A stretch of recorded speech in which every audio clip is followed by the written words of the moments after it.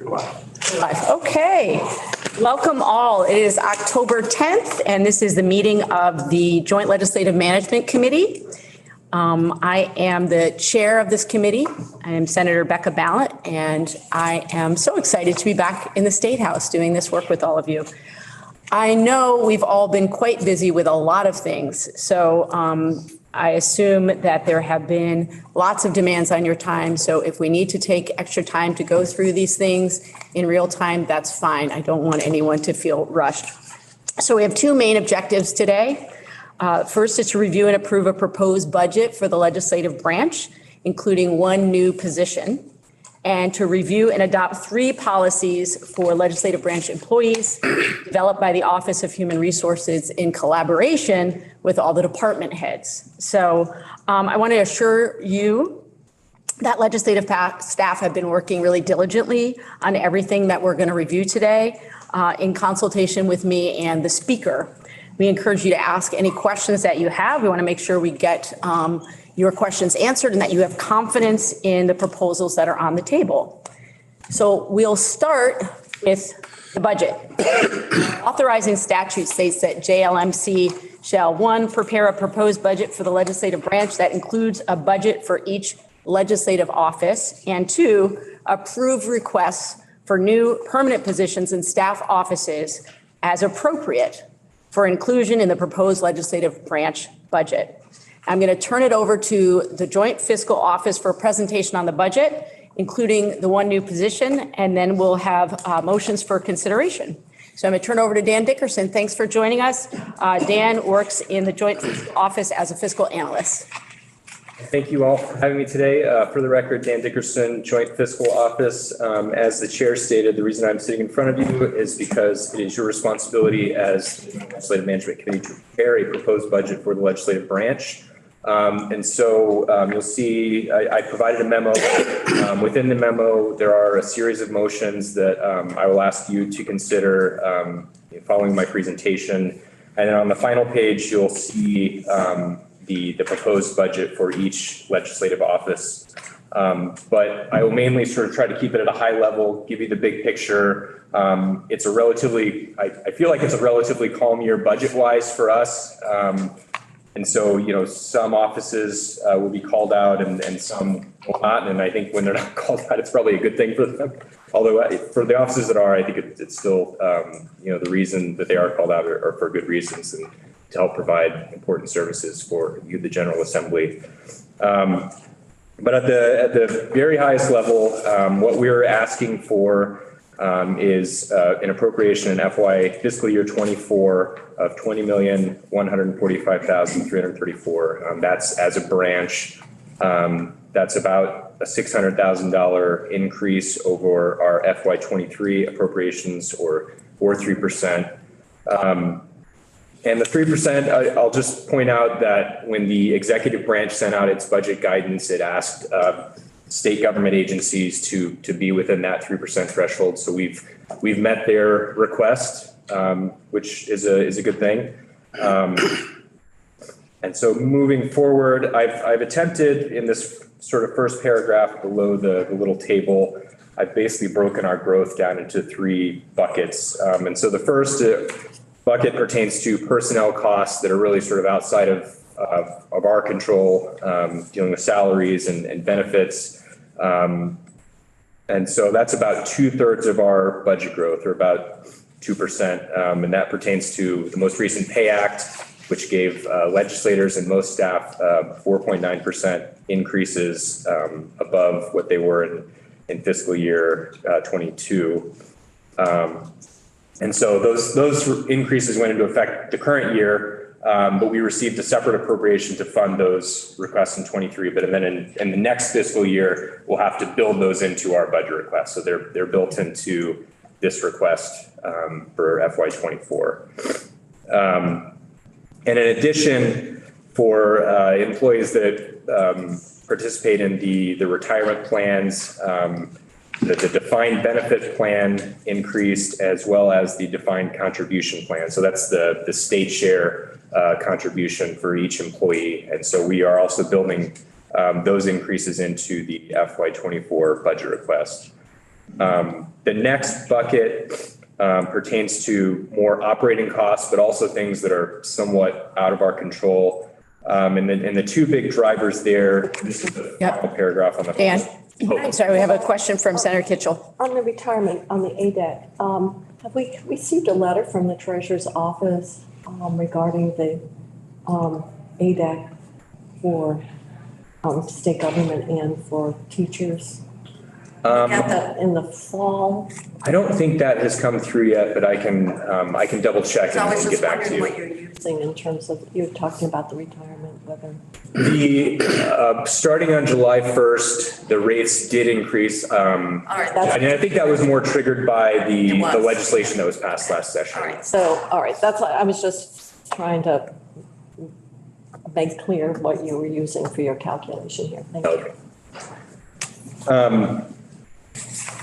So in the second bucket, which represents roughly a third, a little bit less of the overall budget growth, there are two big drivers. One is the expense reimbursement rates for legislators that travel to the State House during the session. You know, mileage, lodging, meals. The lodging and mileage rates have increased, and so I've budgeted to accommodate those increases.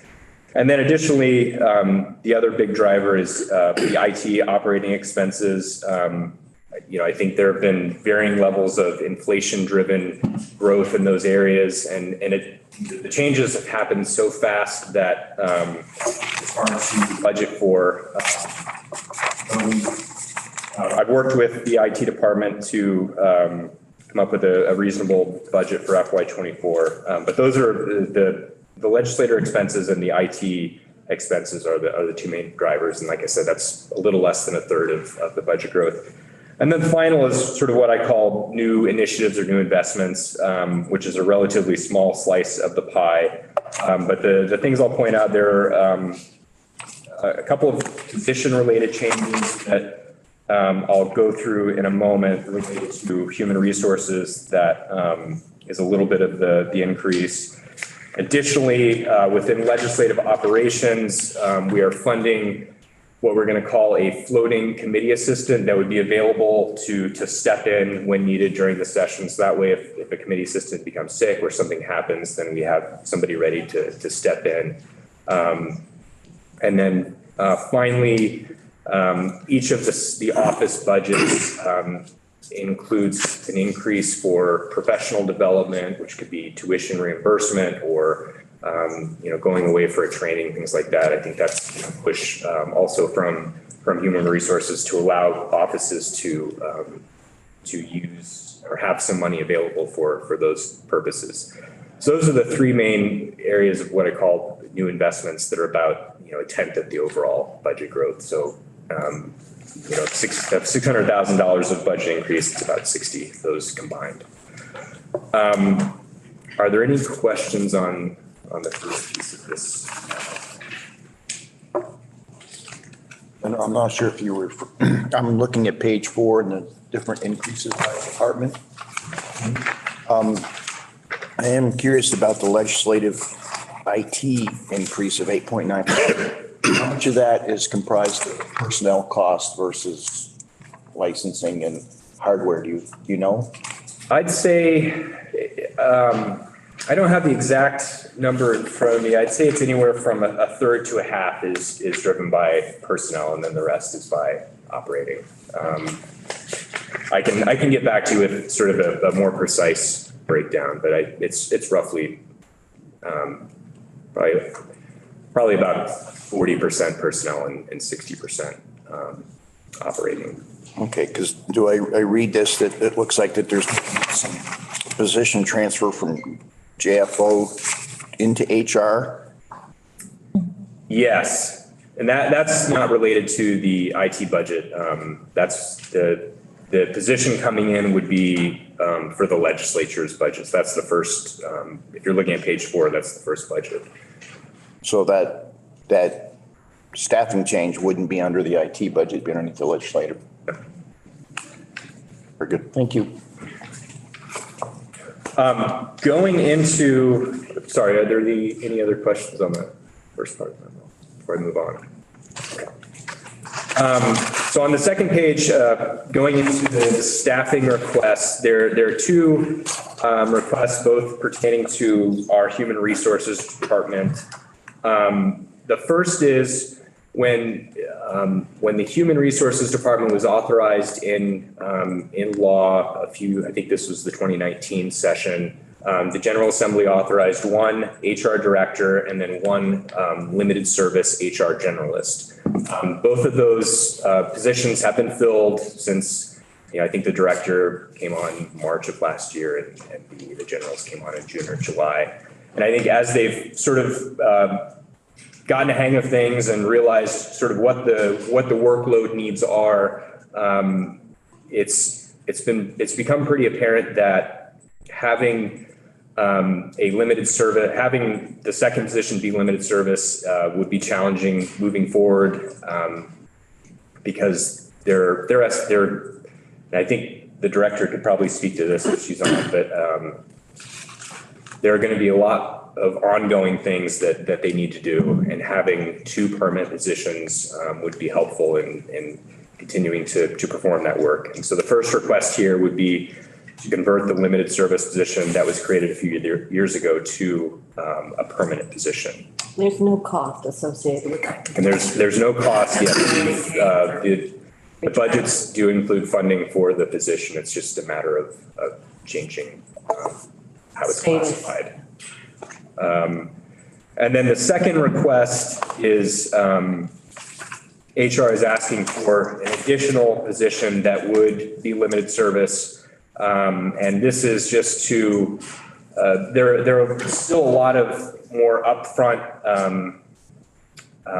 workload items that they're trying to address. And I think having the current position, the current limited service position be permanent and having an additional would allow them to really dedicate more time to completing the things that really require more immediate outcomes. And then, in a couple of years, reassess whether the third position is still needed or whether it isn't. And the Joint Fiscal Office currently has a vacant limited service position that was authorized by the Joint Fiscal Committee. And so we're proposing to transfer this position over to HR and then transfer the funding that we have in our budget, or most of the funding that we have in our budget, to fund the position. So the net new cost for this second request is about $25,000 annually. The rest would just be a shift from the JFO budget to the legislative budget. And I believe the director of Human Resources here, if you have any specific questions on that, she could probably speak to them much better than I could.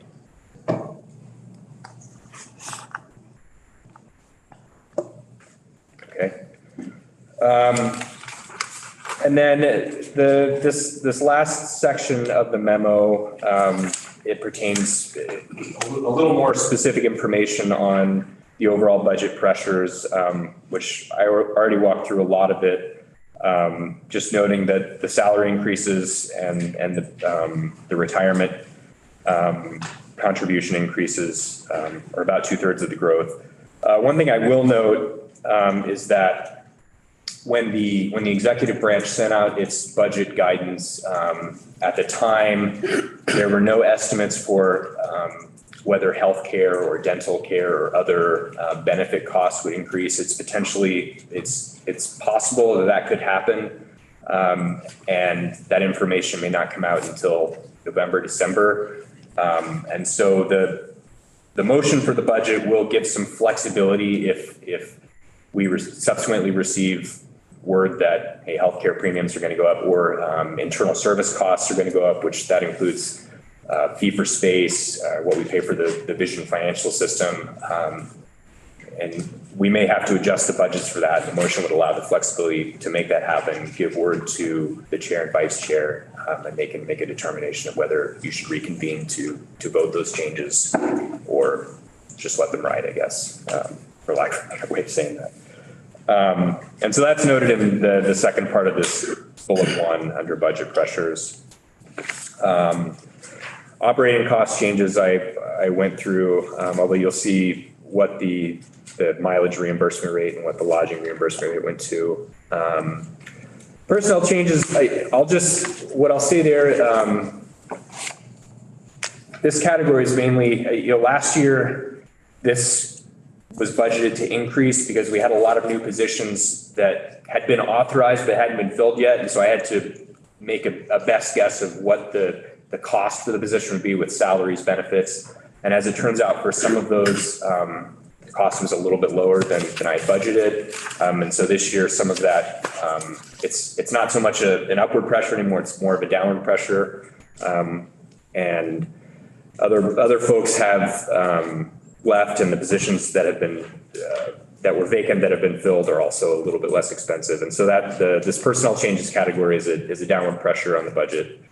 And then finally, the new investments, I walked you through. The only other area that I will note that I don't think I did before is IT will be purchasing more Zoom licenses for staff to allow us to schedule meetings that aren't limited to 40 minutes, which is sometimes frustrating. So that's another, I guess, new investment area. You're part of that meeting. Sometimes it's a good idea. So the proposed motions, one would be to move to support the conversion of the existing HR generalist limited service position to a permanent position. The second would be to support the transfer of an existing vacant limited service position within JFO to the HR department. And then the third would be to support the FY24 appropriation request as presented today, and then require that the chair and vice chair be notified of any substantial changes prior to the governor's budget recommendation in January. So that's if those benefit costs increase or internal service costs increase, we can build them in and then provide them to you. And then, like I said, on the last page is just where all the office budgets are broken out. Head out to 3% on our FY24 request. But if you have any questions, I'll happily take them. Representative Ansel. So this is just about the floating committee assistant, which is a new idea. I like it, but I'm curious how many committee assistants there are and what does this person do when needed? We budget for 20 committee assistants. This would be a 21st. I would ask Mike Ferran to answer the second question of what the floating position would do. We did have it in place last year as well. It was the first time we tried it because we didn't know how many people would be out sick at any given time. And somebody ended up resigning halfway through the session. So the floating committee assistant was already trained, already experienced, fit right into that slot, and we continued on. What do they do in the meantime? I don't know. You could ask. Okay, so we have some questions as to, just so folks out here can hear what we're talking about. Some question about what will that staffer do, that floating committee assistant do if there actually isn't a committee that's open. And I think for me, having, I was thinking about this position, it's going to be really important that that person has a very clear job description so that they're not the go-to to fill in for other people in the building that aren't necessarily in committee assistants. So I wonder, Mike, if you wouldn't mind just coming up here so folks can, I don't know if it's appropriate to be Mike or whether it should be Arlene. Mike first. Mike, okay, great. Because I think everybody has the same kind of question going on here, so. Sure. So we do have one committee assistant who technically staffs two committees. She staffs House Agriculture and Senate Agriculture. Okay. With our Zoom to YouTube technology, it isn't possible for her to do both at the same time the way that she used to pre-pandemic because there's just too much preparation to do. So this floating committee assistant was handling some of that workload on a day-to-day basis. The position's job description and in the hiring process, we're very clear that there may be days where there is little work to do, and then there may be days where there's a full day of work to do. So we manage that way, and the person, when they're identified and hired, is very clear that there may be days where there isn't a need for much going on. We didn't find that last session. There was always something for this person to be doing. I myself fill in quite a bit, as well as other committee assistants that are Senate half-day committee assistants can fill in as well. Representative Leclerc. A couple questions. I'm kind of jumping ahead a little bit here. We got this remote work policy that we're going to be taking a look at. I'm curious to know if this gets adopted and kind of how has it worked? Has it given you more flexibility as far as staffing of the committees, or has it made it more challenging? Both. Every committee meeting has a physical in-person series of components to it and a digital series of components to it. So while it is technically possible to fully staff a committee while being remote, it's difficult to do. It's much easier here in person. It is. Okay. Okay. Thank you. Any follow-up questions? So just what you're saying is you would like to continue what was started last year based Yes. on and the experience to date. Yes. And on the days where there isn't that committee work, could you just give us some idea then how that position is used? Do they come in, or is it, I don't think we want anyone sitting idle. And so I guess that's the heart of our question. On a day that the person isn't identified to fully staff a committee, that person was helping out the committee assistant that staffed 2 committees. She would take one of those committees on, I believe it was House Agriculture, and she would staff that for the full day so that the Senate Agriculture got a full staffing from Linda Lehman, who was that committee assistant. So you're basically saying that just by design, there's always work for that position. That was, yes. Could help me with my expense account.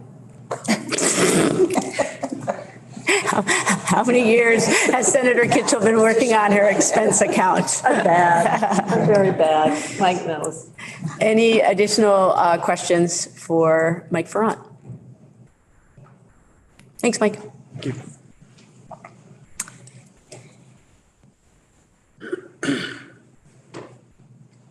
Any more questions for me on the budgets? No, but Madam Chair, I would like to hear from the Director of HR, I think we'd like to hear Before we take action in terms of the information that she has that has led to the request for the position. Arlene Donovan, thank you for joining us, Head of HR. Good morning. So I think I'll just start off just a little bit of background. I started last April, so I've been here now for 1.5 years, and the HR generalist who's currently in that limited service position started, I think, in July so just a little bit over 1 year. And we essentially started with a very small, if any, foundation for the Human Resources Office that supports all of you and about 110 staff. And, I had very specific goals in place that you might remember, and we've reached all of those goals. We continue to establish a foundation and develop things as we go along based on need. And it's become very, very busy, which is the good news, because I think the longer that we're here, the more that the staff and the members, legislators know that we're here, and that just results in more and more questions. The interesting thing about it is with every question that comes along, we don't necessarily have the answers. So we have to go and research the answers.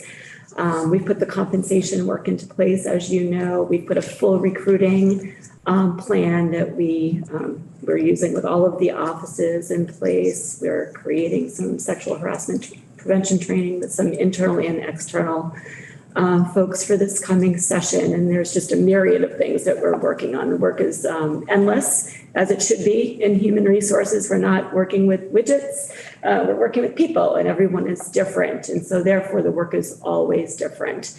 But the good news is it's also never stagnant, which is the bad news, because it just means that the work is constantly ongoing.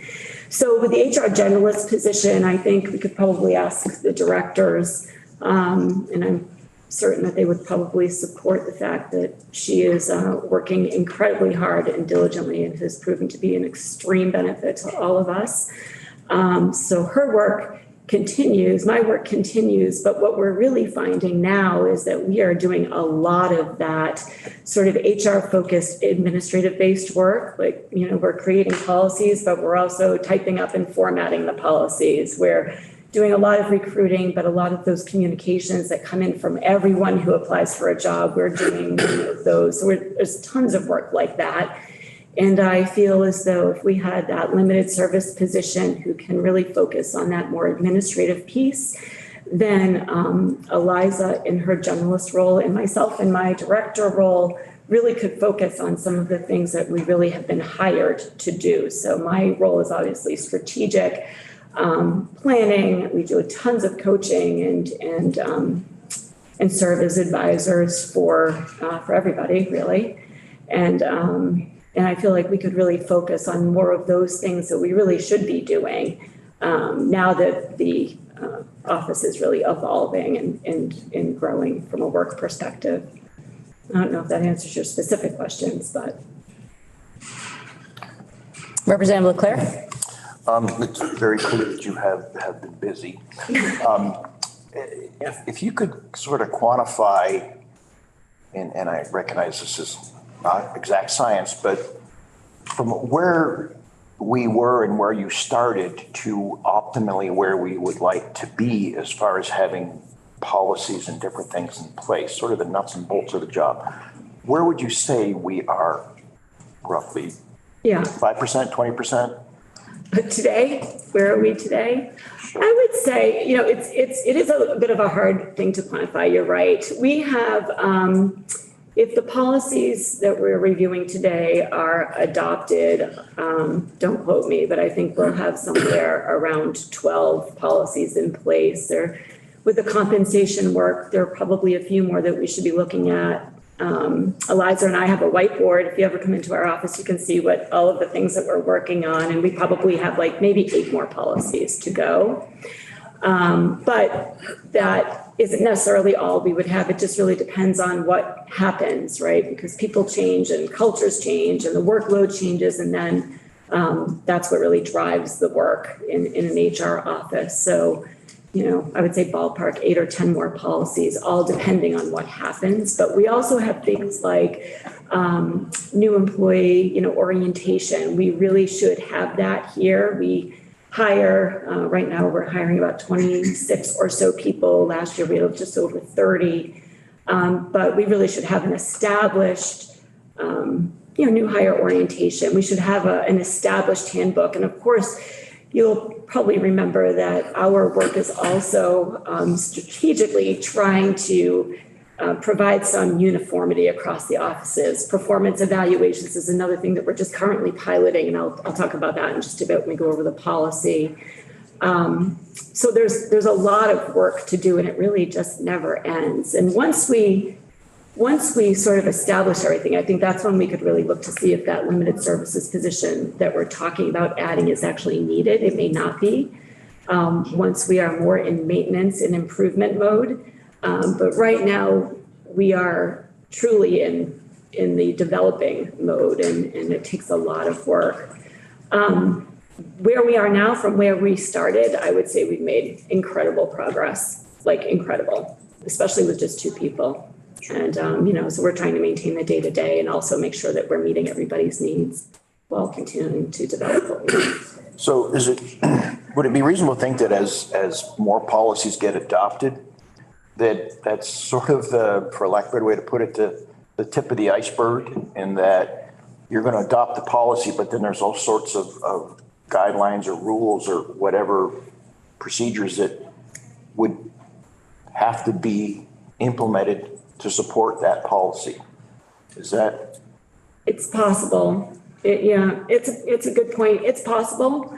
So right now, with the policies that we currently have, I'll just give you an example. Leaves of absence is a pretty standard policy that you would have. We have one here. You might remember we went through a bit of work to get that through. We have a process for it. Our staff uses it, but now somebody has to oversee it. So we are collaboratively, Elijah and I are overseeing, tracking, making sure that if they're not ending, we're reaching out and getting the additional clearances that are needed from maybe a healthcare professional or whatnot. So yes, I would say with each policy that's put in place, some level of maintenance is required, and it will just continue. Plus, the questions just will continue to, they'll continue as they should. Okay, thank you. So, yes, Representative I Ansel. don't know if this is a question to ask. I know it's not a question to ask you, but. But you're in the seat, so sorry, Arlene. I'm curious where your office is and what's happened with offices and who's using whatever Aiken That wonderful building building. is over there and who decides. I'm just lost. I'm lost about it. Are you over there? We're over in Fort Aiken. You're over. Yes, yeah. Elijah and I are both in Fort Aiken. As soon as you come in the door on the right-hand side of the floor, we're over there. And that's working out? And it's working out great. Good. Yeah. Okay. And that's, okay. Is it fully occupied then? The building is not fully occupied. No? No, that was sort of my broader question, but I don't know if it's this group that grapples with it or I'm gonna that happens. let the speaker jump in. Yeah, so That's what I was supposed to ask. She's holding a lot of threads, yes. yeah, so we are getting more information about the status of the building. I think there's some concerns with I think the fire department or the fire marshal. So we're making sure that the buildings are safe and usable, and if we're going to get more people in there. And so it's on hold right now in terms of moving more people in, but they are on the first floor and very accessible to get to. And our committees, both Jlmc and Joint Rules, would be attending Yeah, to that's that. who deals with that. Yeah. Thank you. And I just want to say on behalf of my office and the speaker's office, Arlene, you have done an incredible job under really challenging circumstances. And I know we have relied on you and the work of your shop over and over and over again. And so just did not want you to be in the chair without us saying that explicitly. Yeah. You've been invaluable. We actually meet with Arlene on a weekly basis to touch base, and we always have anywhere from 4 to many agenda items to cover. So, and active conversations about the different policies that are being worked on and what the needs are, and staying very much in touch with what's going on. And that's been really helpful. So with that, I'll, just to kick us off, I'll make a motion to support the conversion of the existing limited service HR generalist position in the HR department to a permanent position. Second. So got a second from Representative Ansel. Any discussion? Okay, I will be looking for a vote. Representative Jill Krinsky, Yes. Senator Benning, Yes. Senator Kitchell, Yes. Representative Ansel, Yes. Representative Leclerc, Yes. and I also vote in the affirmative. That is 6-0-0. No, Representative we're missing We're two. missing two people. Holston and Mazza are Six. both. Oh, you're right. Sorry, 6-0-2. Thank you. A lot of practice.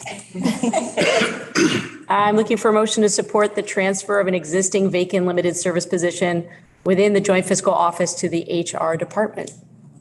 Representative Ansel, any further discussion? Need a second? Would you like to second, Senator Kitchell? Okay. Further discussion or questions? Okay, we'll take it to a vote. Madam Speaker, Yes. Senator Kitchell, Yes. Senator Benning, Yes. Representative Ansel, Representative Leclerc, Yes. and I vote in affirmative. The motion carries 6-0-2. I'm looking for a motion to support the proposed fiscal year 2024 legislative branch appropriations as presented to the Joint Legislative Management Committee on October 10th, 2022, and require that the chair and vice chair be notified of any substantial changes prior to the executive branch budget recommendation to determine whether formal review by the committee is necessary. I would move the motion as written. Thank you. Second, Representative Ansel. Any further discussion? So I just wanted to say to Dan that I actually read this yesterday and that I really appreciated how clear it was and the way it was presented. So we didn't say that before, but. Thank you, Dan Dickerson, for your fine work. Are we ready to vote? Madam Speaker? Yes. Senator Kitchell? Yes. Senator Benning? Yes. Representative Ansel? Yes. Representative Leclerc? Yes. And I vote in the affirmative. The motion carries 6-0. You're keeping us on our toes with mixing it up. I know, sorry. It's my glasses. I'm like back and forth. I know. My apologies. Yes, I said so. Thank you so much for that hard work, Joint Fiscal Office. Much appreciated. All right. Our second agenda item today is part of the continuing effort led by the new Office of Human Resources to adopt uniform and equitable policies for employees across the branch. Jlmc has already approved policies for parental and medical leave, earned sick time, compensation structure, and remote work for the past year. Today, we will hope to build on that by reviewing and adopting 3 more policies that will hopefully strengthen our work across the branch. The first being an updated remote work policy, moving beyond the COVID emergency, recognizing that a certain level of remote work is part of the new normal for employers and employees. A uniform performance evaluation policy to ensure that every employee is receiving professional feedback and development and opportunities for growth on a consistent basis.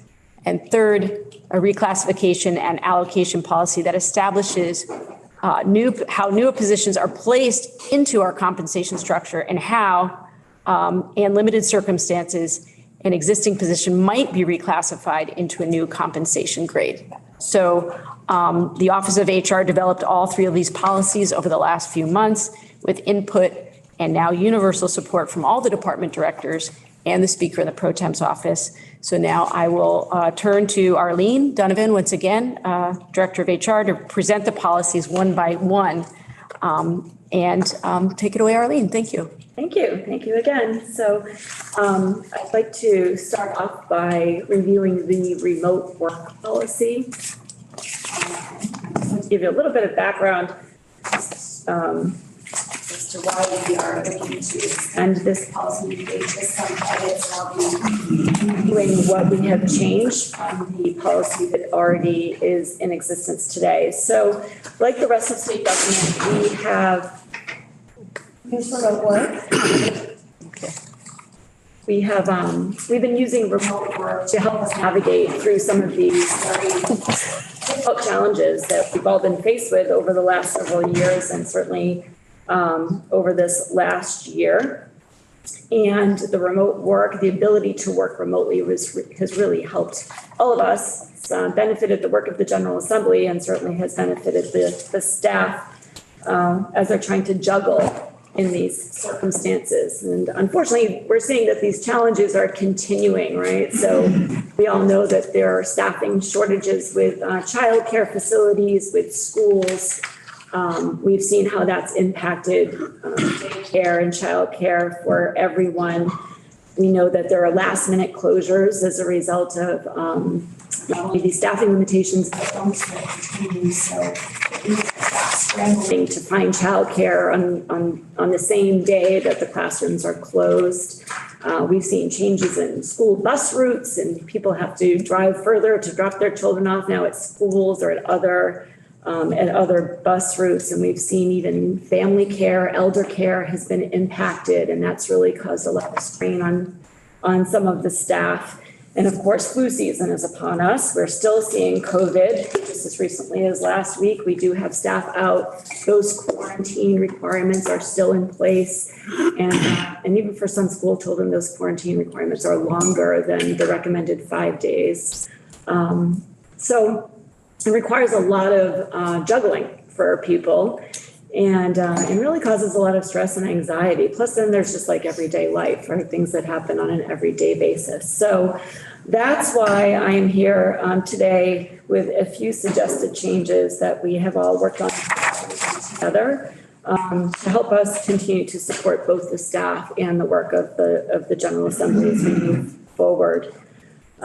Because without the opportunity to work remotely, this would leave staff calling out altogether and not being able to work. And with this option, it gives them the flexibility that allows them to really work productively during the workday and juggle their responsibilities as needed. So you'll see throughout this policy, there are some highlighted areas. That's what I will focus on. Under the purpose and policy statement, we reference two changes. They're not highlighted, but one of them establishes not only the practices for this policy, but also establishes some parameters that employees have to meet now to be eligible to work remotely. So we added that. Now knowing what we're dealing with remote work, we added those eligibility requirements. So I'll look at those in just a minute with you.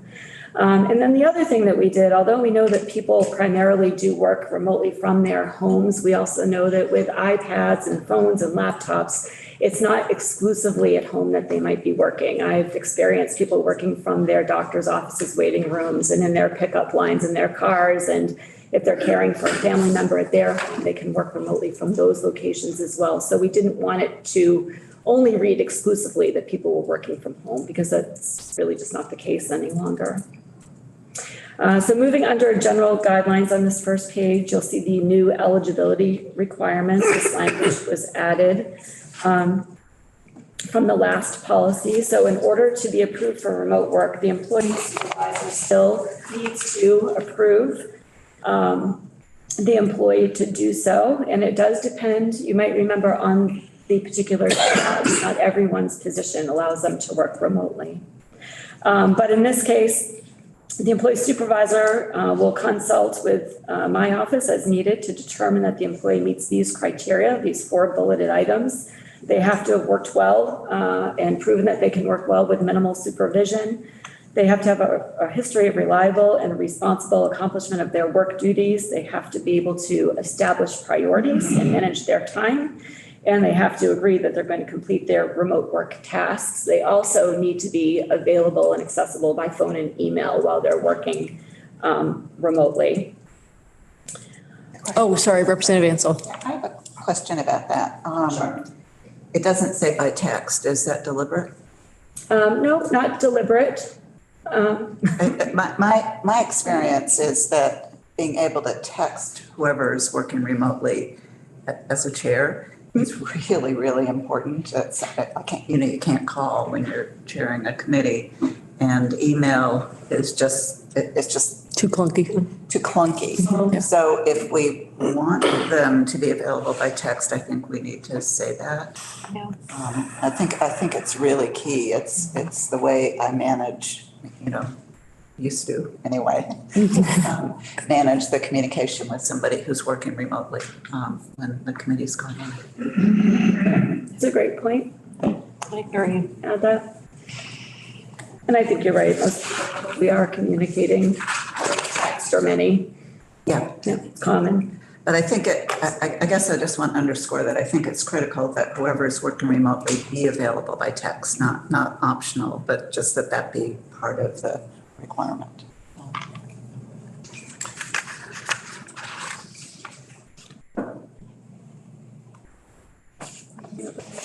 I have a quick question. Sorry. No. We're a team. Go for it. Did that come up at all pulling this policy together with staff? Was there a distinction when we say phone between phone calls or texting? I'm just curious. I don't recall it coming up specifically, that the texting came up. It may have been an assumption on our part. I'm not sure. I'd have to sort of reach out to my colleagues over here to see what their thoughts are, but it didn't come up specifically when we were talking. I see a request to speak.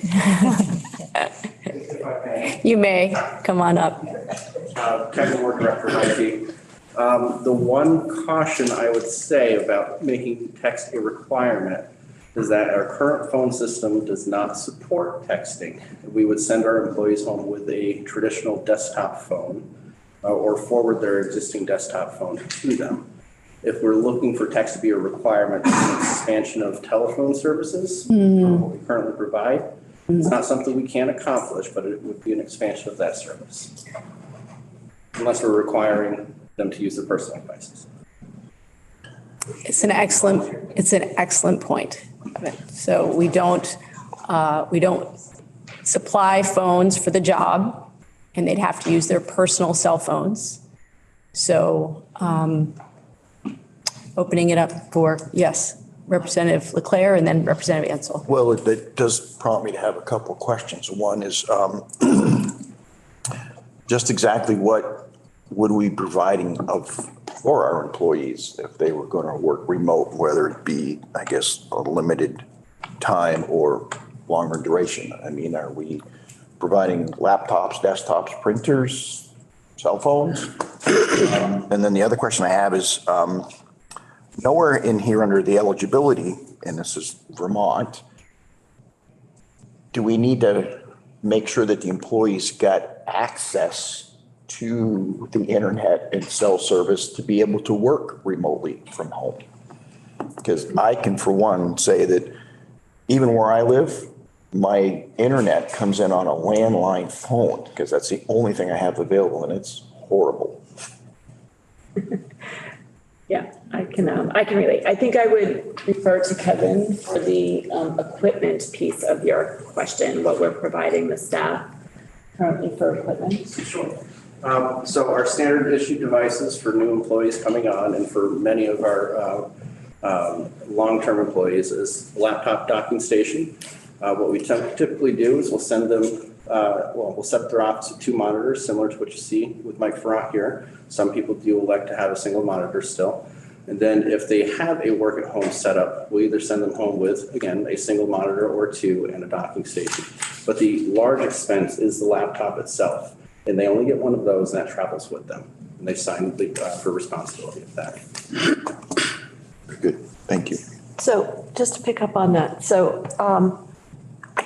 the employee, there are benefits to working at home. Most people do have an ISP for their other work. So does the employee pay for the internet service? To my understanding, yes, every employee pays for their own home and network connection. That is the baseline requirement that they already have that established. Okay. We certainly don't cover that or provide any stipends. Just like the phone. I know Madam Speaker? Representative Ansel had her hand up, but if I could get in the queue after her. You go ahead, because I've forgotten what I was going to say. Is there, just hearing Representative Ansel's thought about having quick access, because there are times where I think it's the situation I'm thinking of, it's like the lean over where you want to privately request something or ask for something, and by text is the way that it's worked for some, but not all. Is there an app or something on our devices that can be used like a text message, but on our devices? So actually, we do own a slimmed down version of Microsoft Teams, and every single person in the legislative bubble, whether they're a legislator, staff, or intern, whoever, has licensing for that. So you can do instant messaging back and forth. It's very similar. It should be installed on your iPad. If it's not and you need it, let me know. But it's not texting. So it's not going over a cell carrier's signal. It's very similar in function. That said, we're also moving to the voice over IP phone system as we speak. That project kicked off a little while ago. And there are some potential options for employees to expand to a unified communications platform, which is essentially saying a software phone with a headset plugged into the laptop instead of that handset we're so used to seeing. And might have some expanded capabilities there coming in the next couple of months. Senator Benning? Unless. Do you remember what your question Not was? yet. It'll be good when I get it. We're counting on it. And I'm just curious, the bullet points that appear on page 1, providing the eligibility requirements, should there be a bullet point that necessitates any employee to have internet access at their own expense? It hasn't been an issue yet. That doesn't mean it doesn't need to be formalized in policy. I'll certainly lean more towards Arlene on that particular part, or the general consensus of the rest of the staff directors. But from a technical side, we haven't had that issue. When the biggest issues we've had is where somebody has, for example, a satellite network connection. And there's been some latency issues, some quality of service issues. We'll help them troubleshoot or find alternatives to what they have, but we haven't had much beyond that for issues. Just thinking, if you're going to develop an eligibility requirement, you really ought to have something that makes sure they can meet the expectation, and they don't turn around and demand that the state provide for their ability to meet the expectation. My only concern from a practical matter would be because there are varying work remotely, work at home style solutions, whether that's the doctor's office or, sitting in the pickup queue for folks. Would we have a requirement to test and validate that as part of that initial requirement? I think as long as the employee can attest to the fact that they have adequate service and it's not interfering with their capability to work remotely, I think that's enough for us. We secure the connection as soon as the devices hit the network. I'm just wrestling with the work product potential problem that might be out there, and if you're going to develop a policy, it really ought to be clear for the employee as well as the state what exactly is it that is expected of you, because if you can't meet that, the policy should specifically refer to the fact that they cannot be eligible for going through this. Senator Benning, I'm going to ask for you to speak up a little bit. Sorry, That's okay. this is an eligibility requirement for a policy statement. And my concern is that if the employee cannot meet the expected connections, that really ought to be a clear statement that they are no longer eligible, and that the state not be forced to enable them to be eligible, unless that is exactly what we intend to do with this. I just don't want to leave it a situation where we think they can make the right connections, but turns out they cannot. Whose fault is it at that point, and are they still eligible for remote work? I'd prefer to see it a little bit clearer, that's all. Arlene? Just Evan, and feel free to pull a chair up. I don't want you. Okay.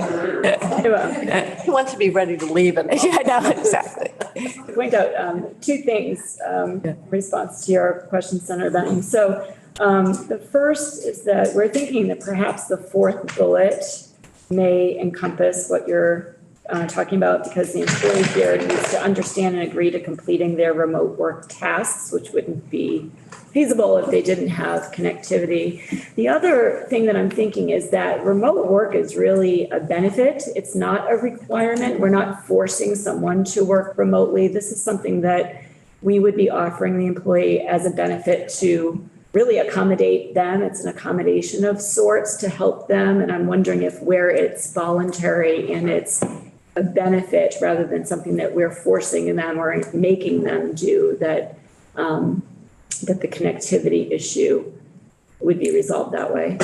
So Arlene, I appreciate the comments. As a lawyer, I tend to look at language and I like to be very specific in what the obligations are that the state is being placed on. To me, that fourth bullet point simply says they understand and agree to completing the employee's remote work tasks. That's okay, but at what point does that diverge with needed connections? If they're trying to play with, let me rephrase that. If they're trying to make connections with simple email, that's one thing. But if they also have a requirement that they have the ability to share a screen, for instance, and then they don't have it at home, is that no longer part of their ability to meet the task? I can see arguments going both ways, which is why I would prefer to have something clarified to make sure if, in fact, we want them to be able to complete those tasks, is there then on the employee's part a requirement for us that we actually provide them with the tools to do so? I see Damien's hand is up. Damien? Thanks. So to Senator Benning's question, and I think one of the things to keep in mind too is that the nature of remote work varies greatly depending on the employee and the position and the time of year. So for example, this time of year, just to give myself as an example, there are days where my remote work is a pile of papers that I'm covering for research for bills that are going to be drafted in the fall. And so just email access is all I need, versus a day like today where I have to have a stable internet connection to join a remote meeting. And it occurs to me that the language that you would find on page 2 under the long-term hybrid work arrangement may satisfy the issues here. And that is that the employee's supervisor determines that the employee can fulfill the functions of their job remotely. So that would be, essentially allow the supervisor to have a discussion with their employee as appropriate, depending on the needs. So for example, someone on Kevin's IT staff may need different internet connections this time of year than I do typically. And then again, during the session, your IT needs may be very different. You may need a much stronger internet connection and so forth. And so it doesn't necessarily get to all of the specifics, but it does give flexibility for the supervisor to say, will you have a sufficient internet connection to be able to join the meeting with, a stable Zoom connection so that we can hear you and talk to you, and ideally see you, although I know even folks with high-speed connections in Burlington sometimes get unstable and lose their video in the Zoom conferences. So that's not always a given, but does that get to your question a little bit? You're going down the right path, Damien, but let me ask this question. You have that phrase embedded in the long-term remote work section. It is not appearing in the basic eligibility section. And I would agree with you that the language in that latter section tends to work, but I would prefer to see it embedded in the basic eligibility section. Right. I'm sorry I wasn't clear. My suggestion was actually bringing that language into the eligibility for basic remote work. That makes sense. So taking a language we already have in there that we structured to sort of address these long-term situations, and then adding it into to just the regular remote work to give a supervisor the discretion to say, I don't think that you'll be able to fulfill the functions of your job working remotely that day, so I can't approve this request. Or on the other hand, I think you can, or I think you need to get different equipment or whatever it is, to make sure that the employee is able to do their job, barring some unforeseen, internet outage or something like that. Yeah, I think we agree that triggering mechanism should be limited time request and long-term time request, which is why I prefer to see it in the first section. I'm not, Senator Kitchell. I think that might be very constraining for someone who, for example, has school closes, or, they got their child has to be home. And there might be administrative work that doesn't require that they fulfill all functions of their job because of 1 or 2 days. So I just am wondering if in fact importing that language for just any remote work, like people could, maybe their road doesn't get plowed in the winter, but they're able to do work. Would we not want that flexibility for those very short-term kinds of situations where we're saying you have to fulfill all functions of your job duties? Representative Ansel. If I could immediately respond only because. Well, but I don't know, Senator Bennett. It seems like somebody had her hand up. Representative Ansel. Your question? I'm getting there. Okay. Okay.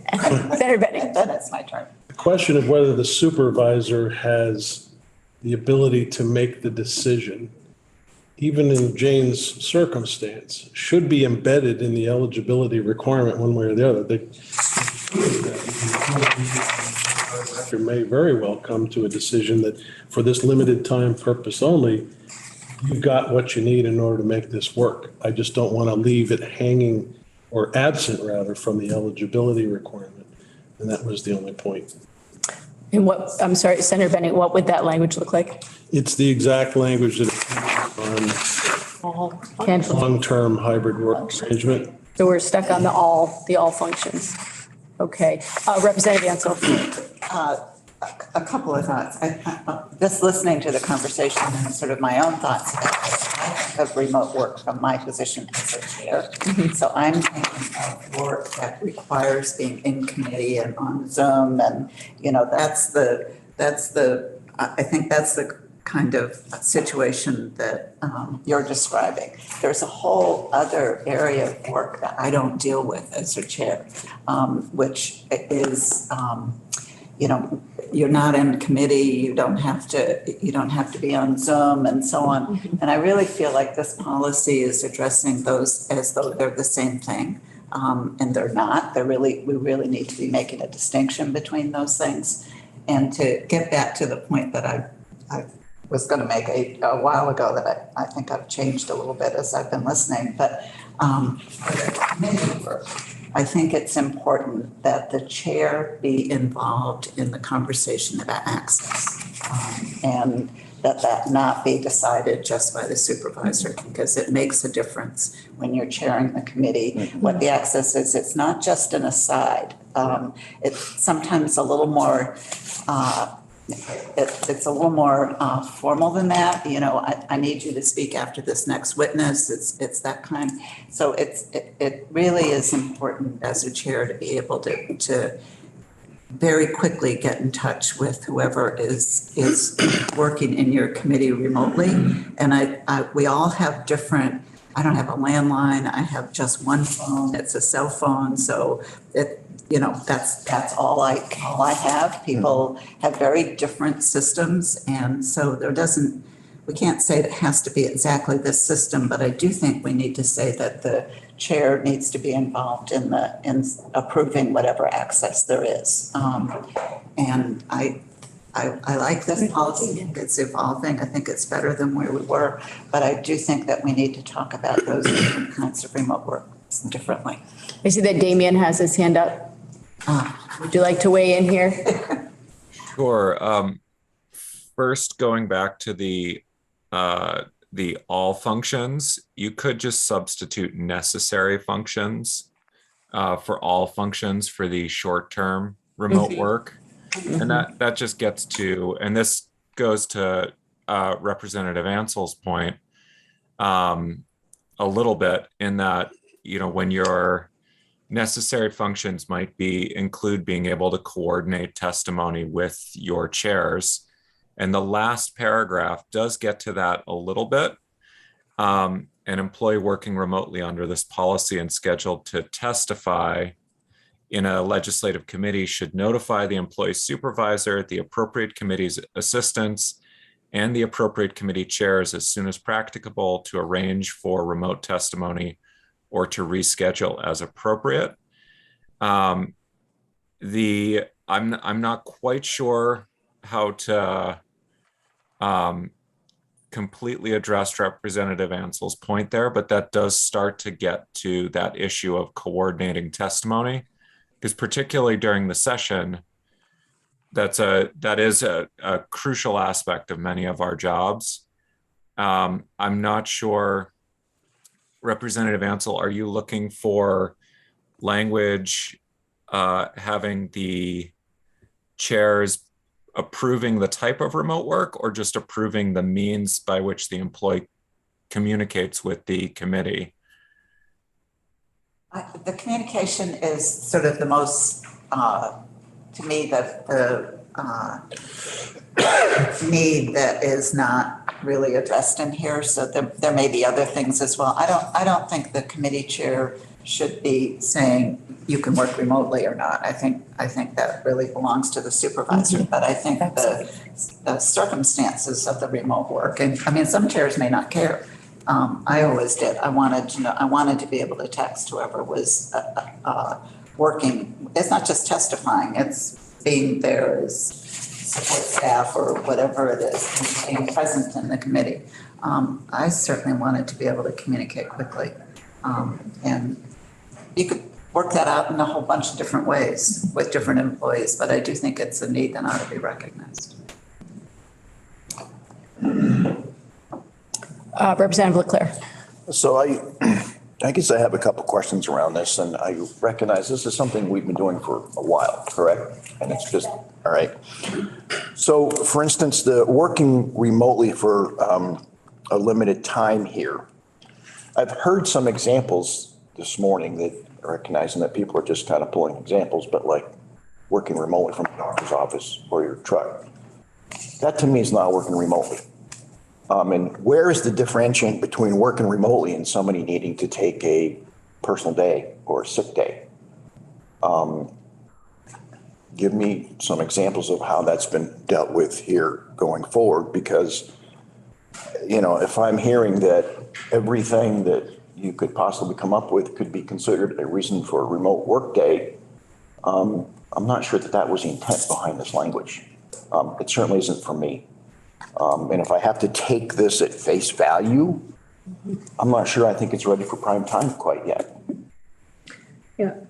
And if any of the directors, they may have additional, comments with their staff, but I think on a short-term basis, what we have seen mostly, and I did poll the offices at the end of the session to see how remote work was being used both on a short-term and on a more long-term basis. And we know that I think those childcare circumstances that I described when I first started speaking were prominent, where school closures happen in the morning and you have no notice and you have no childcare, and now you're faced with either choosing between your family or your work, and this is allowed both in those types of situations. So I think that's happened commonly. Also with quarantine, children may be sent home to quarantine, and the employee may be feeling perfectly fine, so they can certainly work in those circumstances. We saw that many, many times. And even with mild illness, we certainly don't want people coming to work with even mild illness, because we don't want them exposing others. But in some cases, and especially as time's been going on, people have been feeling well enough to maybe attend a meeting like this, or do work from home, but they're not well enough to come into the office. So I think we've seen a lot of that. Certainly there are probably a thousand other examples I'm not thinking of at the moment for the short-term work.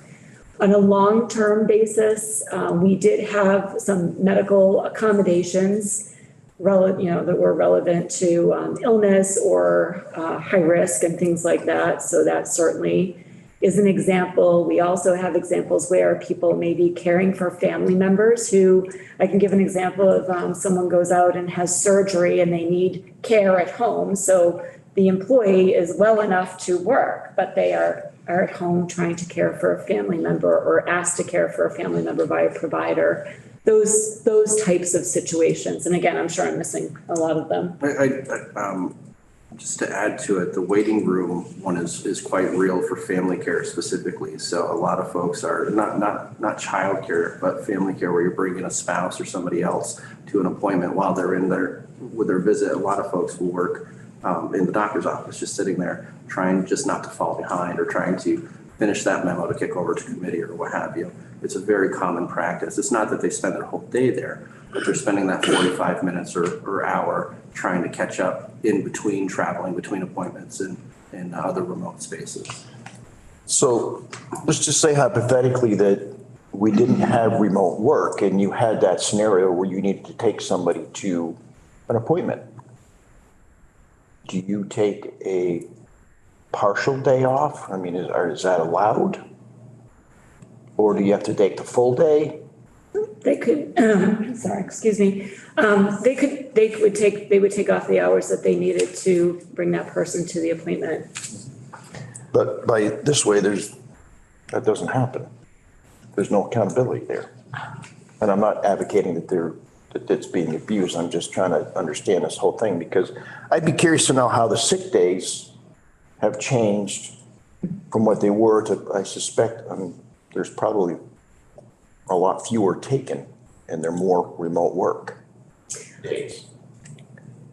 So I know the speaker's had her hand. Go ahead. Yeah. Oh, no. All right. So I'm just looking at the clock here and we have a couple other policies on deck. And so I'm throw out there to propose and you all can say yes or no, but I feel like we need some more language and tweaking and so it might make sense for us to move on to the next policies and then we can work on some of the ideas that came up and talk through a little bit more. And I just want to acknowledge too that I know a tremendous amount of work has gone into getting us this policy. And so I just want to thank everyone for their hard work and pulling this together and understand it, it's important to get it right. So I'll just put that out. So we have a suggestion to table this for now.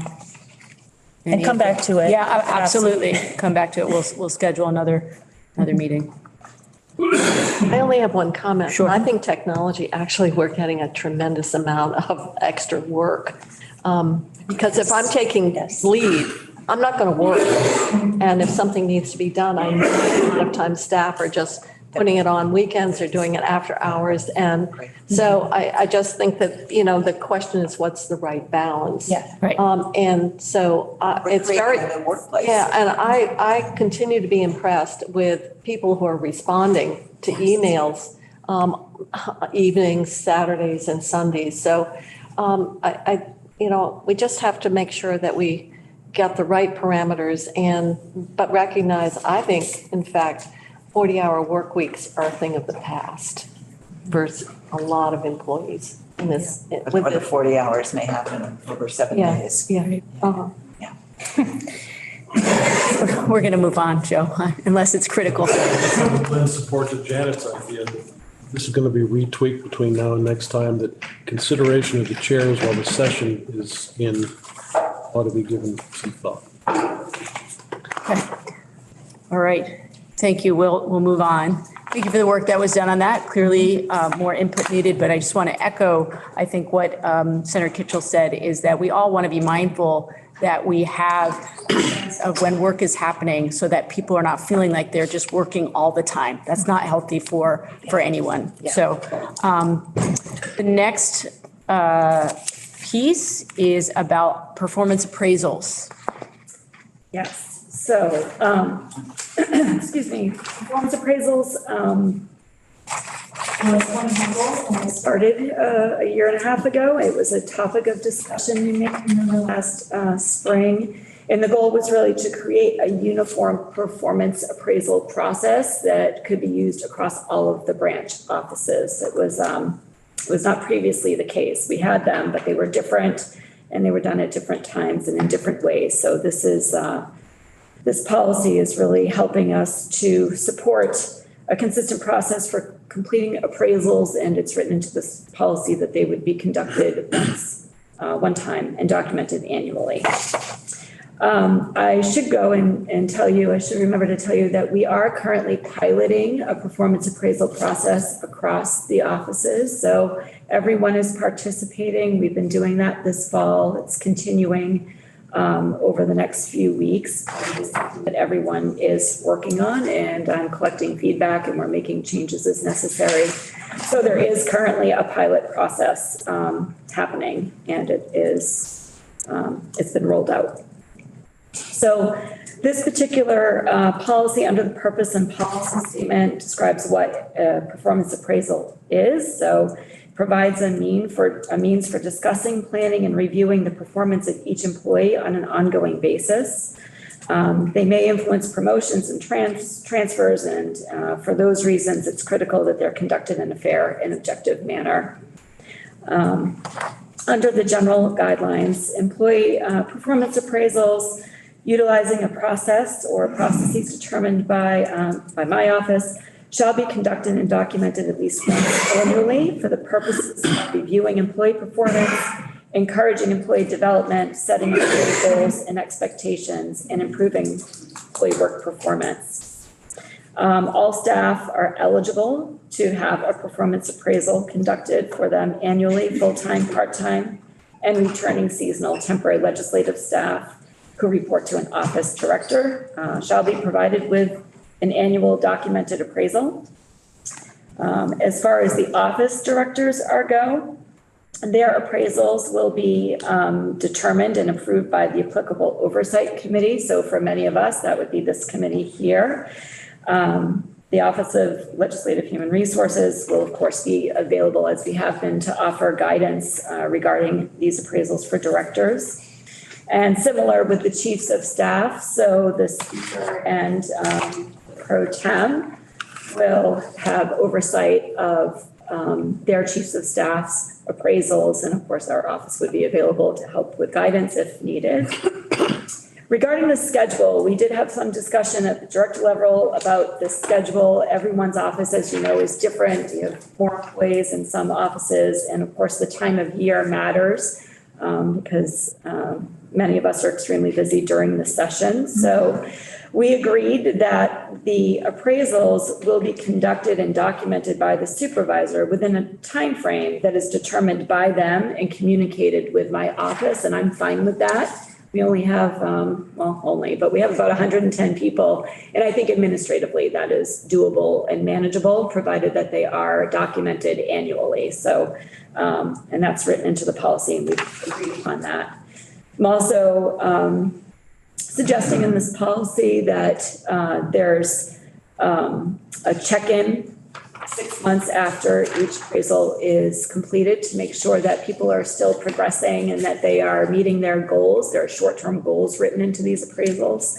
And we just want to make sure that people are able to reach them and that they are manageable and achievable. So there's a 6-month check-in that's written into this policy as well.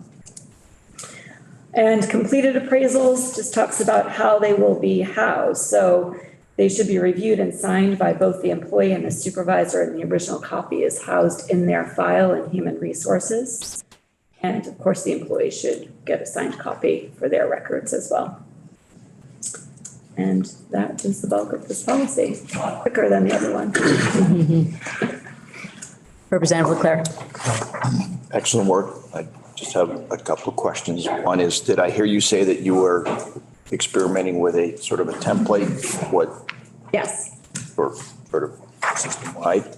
Yes. And the other thing that I see here is, does every employee that would be evaluated have a written and accurate job description? So the answer is yes, and that is written into the compensation work. So right now, everyone has an updated job description. We did that as part of the compensation work. And that's actually something that the limited service position that was authorized will be ensuring that those are updated on an annual basis. That's standard practice. It should be done annually. So that would be part of our process. So there will be a connection between job descriptions and, I'm assuming, yes. appraisals. Yes, there should be. Okay, thank you. Senator Benning? Unless there's other questions, I'll move we approve policy procedure number 11. Have a second? Representative Ansel, any further discussion? Okay, I will call the roll. Madam Speaker, Yes. Senator Kitchell, Yes. Senator Benning, Yes. Representative Ansel, Representative Leclerc. Yes. I vote in the affirmative. Vote is 602 and the motion carries. And the last piece for our review is the position reclassification and allocation presentation.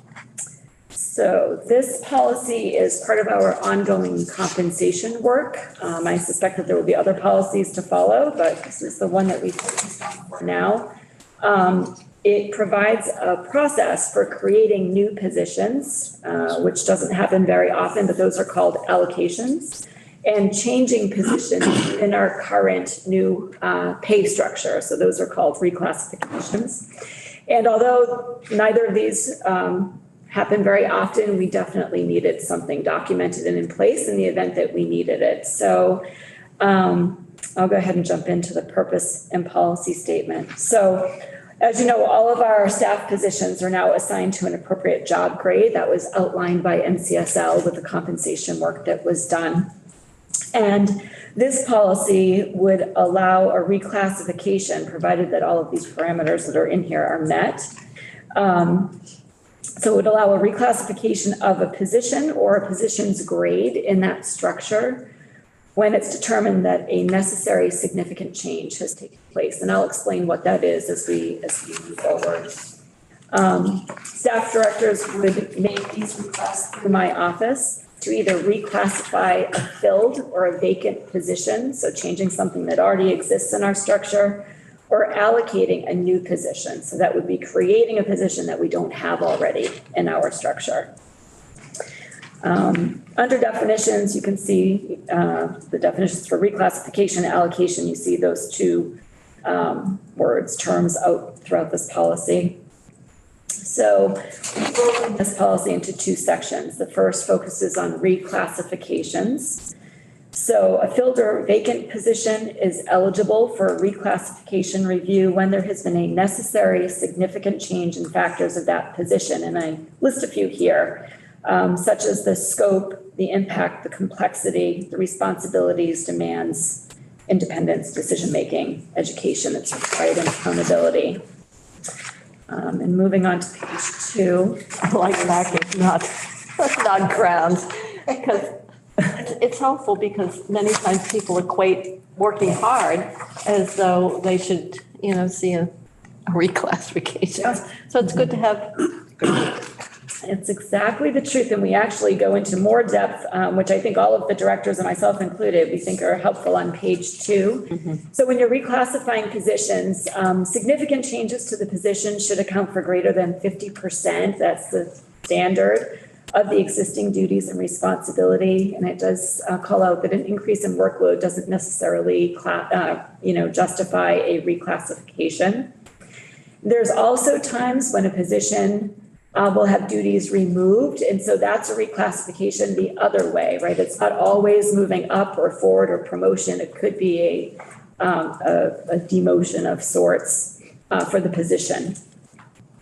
Also, a staff member really should have at least 6 months of continuous service in that position in order to be eligible for reclassification, because that will allow ample time to determine what's really needed. Unless, of course, there's an urgent business need, and in those cases, we would look at them case by case. It is the responsibility of the office director to identify significant changes in job responsibilities and to initiate a review with the Office of Human Resources. There is an allocation and reclassification forum that's been created that goes along with this policy to ensure consistency. And requests should include a comparison of the current job description with the new job description and changes to the duties. Should also include an up-to-date resume. That's what we were talking about a little bit earlier.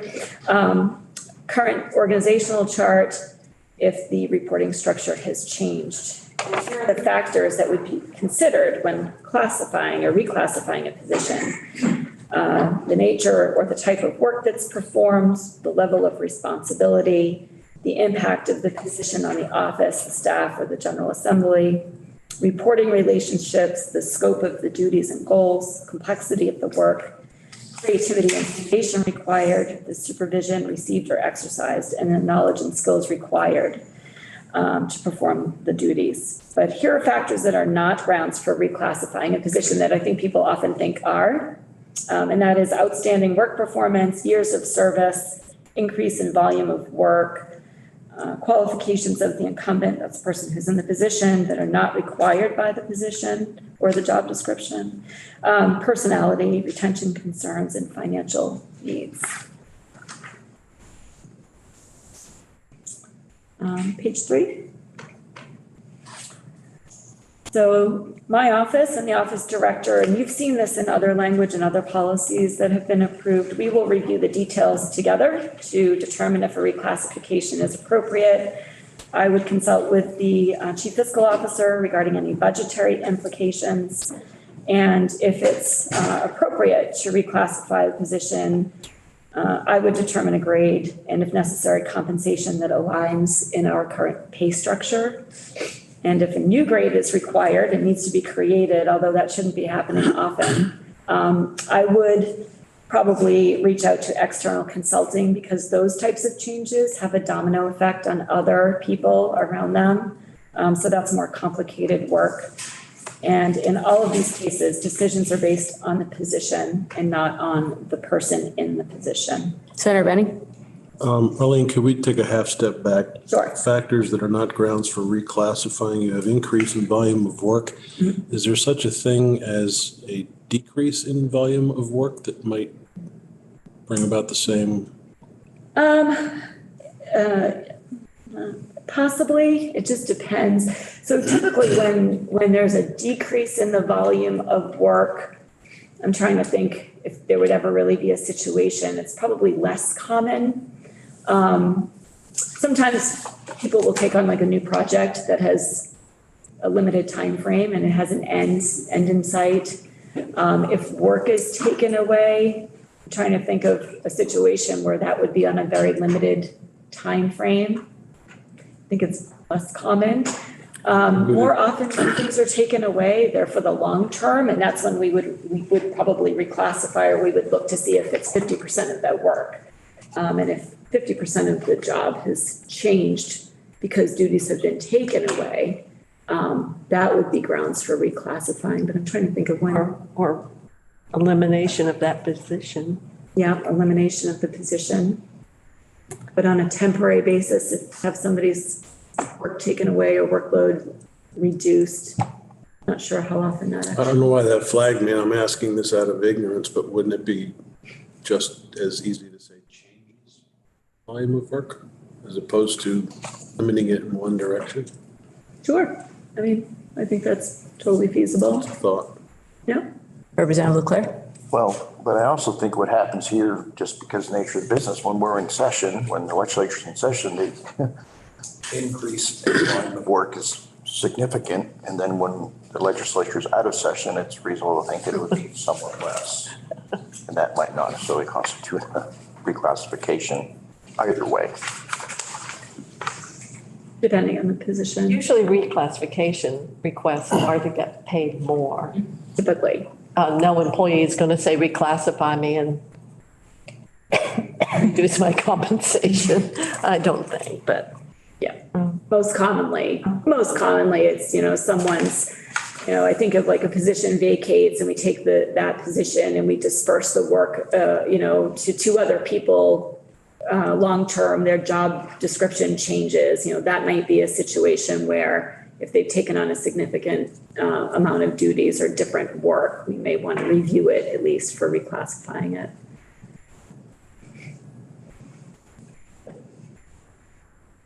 Move on. Okay, to move on. Okay. I was under reclassification determinations, just that last paragraph there. So I want to point out that any request is subject to the applicable legislative processes that, involve new positions or changing positions. So none of that changes the way, we are doing it now. It has to be approved in the budget. The budget has to be approved. The oversight committees need to approve new positions, just as we did this morning.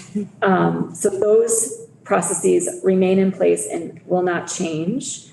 And only when the process has, when the processes have been completed, will any of these be processed through the HR office. And there's actually a signature line on the back of the form that indicates that with my signature. If agreement is not reached, then the office director and myself will bring the reclassification request to the applicable oversight committee for approval or for decision. And once approvals are in place, then the Office of Human Resources will process the changes through our office. We use the Department of HR's payroll system, so we would process them accordingly through my office. Allocation of new positions is the next piece of the policy. And I'll tell you that it's almost identical to the reclassification process. So when new positions are requested, again, subject to all of the applicable legislative processes that we have in place, the director brings it forward, it's evaluated, and an appropriate grade and salary are assigned. If we needed a new grade, we would certainly consult with an external consultant if we needed. If we didn't agree, we would be bringing it to the oversight committee, and then they would be processed through my office. The only piece that's a little bit different is the very last paragraph, which talks about ongoing review of the pay structure. And because we have internal and external influences that are constantly changing, we should be reevaluating the pay structure every 3 years. That was NCSL's recommendation. So we pulled it into this policy as well. And that's something that we would be doing, review the pay structure and the positions within it and where people are placed in that structure every 3 years.